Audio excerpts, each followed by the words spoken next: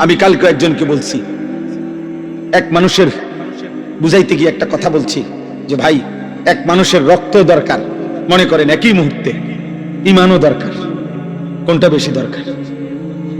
রক্তের অভাবে মৃত্যু হবে, ঈমানের অভাবে জাহান্নাম।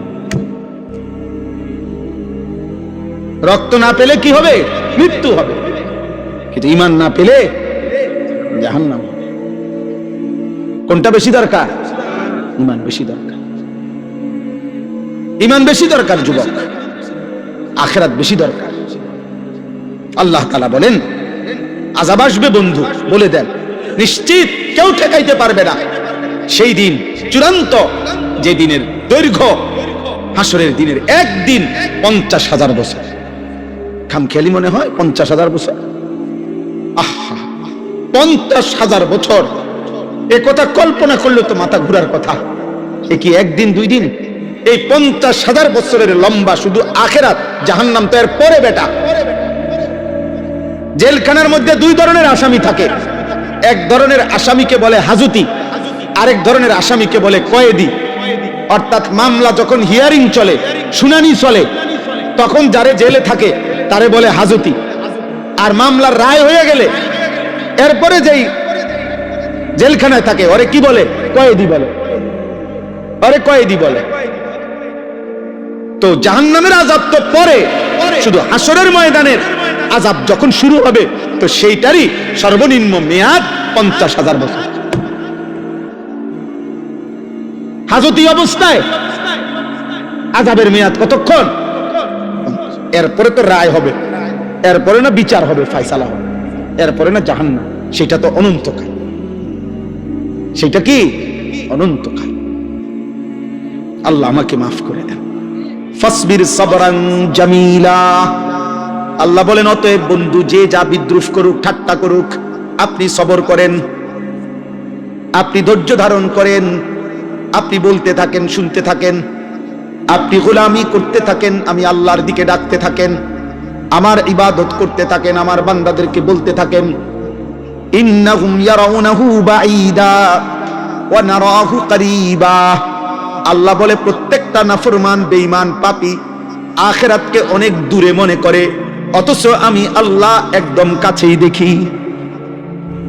নাফরমান মনে করে আখিরাত অনেক দূরে, আল্লাহ বলেন আমি তো দেখি আখিরাত একদম কাছে। ইকতারাবাতিস সাআতু ওয়া শাক্কাল কামার ইকতারাবা লিন-নাসি হিসাবুহুম। আল্লাহ বলে বান্দা হিসাবের সময় তো কাছে, কাছে না দূরে। নবীজি বলেন উম্মত, আমি মুহাম্মদ আর কিয়ামত এই দুই আঙ্গুল যেভাবে পাশাপাশি এমন কাছাকাছি, বুইস্তু আনা ওয়াস সাআতু কাহাতাইন, এমন পাশাপাশি। হ্যাঁ, তাইলে আখিরাত দূরে নয়, আখিরাত কাছে। তদুপরি আরেক ব্যাখ্যা হলো, কেউ যদি এটা বোঝে, মনে করেন ইসরাফিল ফু দিতে আরো 500 বছর বাকি, আচ্ছা ধরলাম 5 লক্ষ বছর বাকি, মনে করেন আরো 5 কোটি বছর পরে ইসরাফিল ফু দিবে, আমনে ওই পর্যন্ত থাকবেননি। তো আমনে মরে গেলে এরপরে পৃথিবী থাকলেই কি, না থাকলে কি? আমনে তো নাই। বুঝেন নাই কথাটা? আমার মৃত্যুর পরে যদি বাংলাদেশের সব মানুষ চাঁদের দেশও গদ্দুয়ার করে, মঙ্গল গ্রহে চলে যায়, আমার কি? তাহলে আমার মৃত্যুই তো আমার আখিরাত। আমার মৃত্যু হইল তো আমার আখিরাত শুরু হয়ে গেল, কারণ আমি তো আর ইউটার্ন করব না, আমি তো আর রিটার্ন পৃথিবীতে আসতে পারব। ইন্নাহুম ইয়ারাউনাহু বাঈদা ওয়া নারাহু করিবা। ওরা মনে করে আখিরাত দূরে, আমি দেখি কাছে। ইয়াউমা তাকুনুস সামাউ কাল মুহল। আল্লাহ বলে বন্ধু, ইসরাফিল যেদিন ফু দিবে, এই পৃথিবী যেদিন ধ্বংস হবে, কিয়ামত যখন শুরু হবে, আল্লাহ বলেন তামা কিংবা সীসা যেমন জ্বলন্ত আগুনের মধ্যে গলাইলে গলে গলে পড়তে থাকে, আল্লাহ বলেন 7 আসমান ইসরাফিল ফু দিলে গলিত তামার মতো গলে গলে পড়তে থাকবে। ওয়াতাকুনুল জিবালু কালঈহন।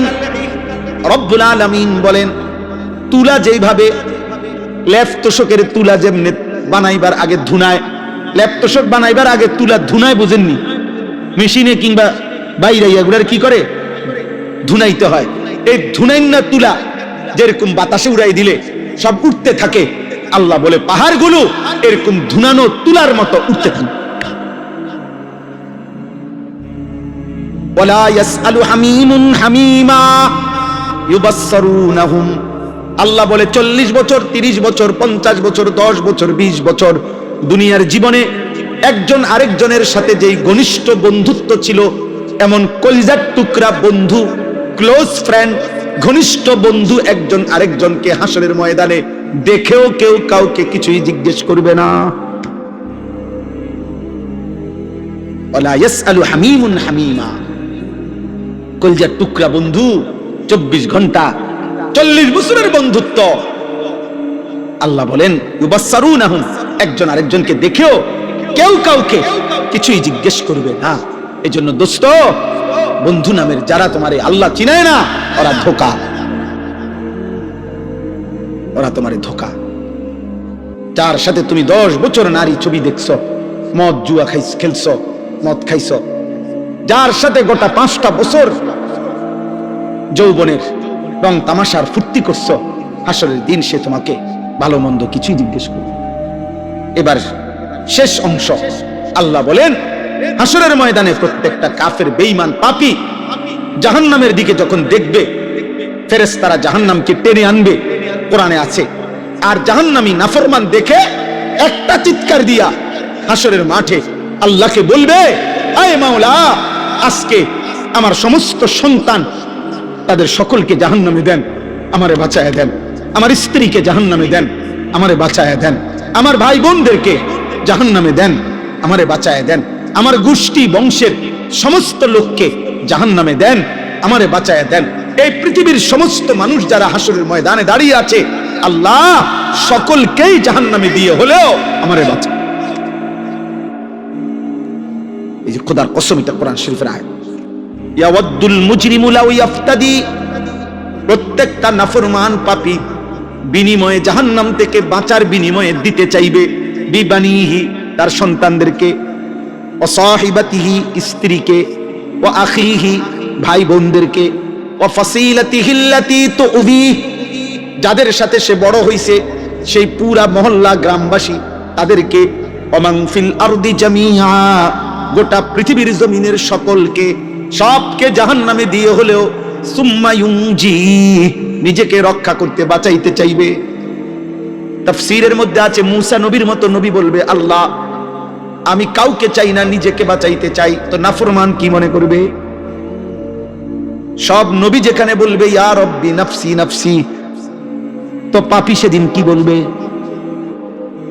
আল্লাহ বলবেন, নাফরমান যখন এভাবে বলবে, আল্লাহ বলবেন কাল্লা, না না না না, হবে না। গোটা পৃথিবী দিতে চাইলো, আজ আমি নেব না রে বান্দা, আজ তোকেই জাহান্নামে ফেলব। ইন্নাহা লাযা, ধাউ ধাউ লেলিহান আগুনের শিখায় জাহান্নামের আগুনে তোকে নিক্ষেপ করা। নাযাআতাল লিশশাওয়া, জাহান্নামের আগুনে ফেলবার প্রথম মুহূর্তেই তোমার সারা দেহের চামড়া আগুনে তুলে ফেলবে, খসে ফেলবে। আল্লাহ কোরআন